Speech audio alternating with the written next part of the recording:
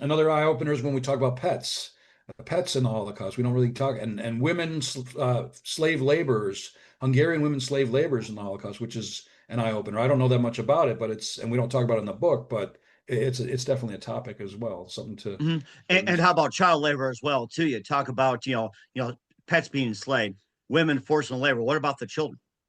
No doubt about it. We've all seen Schindler's List, and you see what that's about. The I, same I kind of I've thing. seen that. I was just It's couldn't bear to devastating. watch. That movie, if my dad's story ever became a movie, it would be Schindler's List on steroids because the escapes would make it even more so. But seeing that movie after doing this book versus before it, there are so many comparisons. And I talked about this a few weeks ago with another host, and we compare a lot of the stuff that very comparable with 1941 Poland with what happened in 43, 44 Hungary. But yeah, child labor was a part of it. Clothes collecting suitcases and collecting the bric-a-brac out of the suitcases, saving whatever, all kinds of things.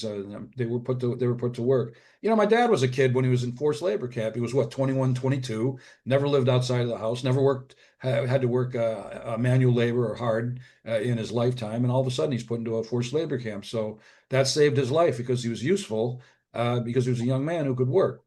And 5% of those slave laborers survived, which is a remarkable number if you think about it, because thousands have been. So my dad was one of them because he was on the run or hiding at the end of the war. So he was not. The rest of them, unarmed, were treated as POWs. So just because they were a part of the paramilitary, very Mhm. sad.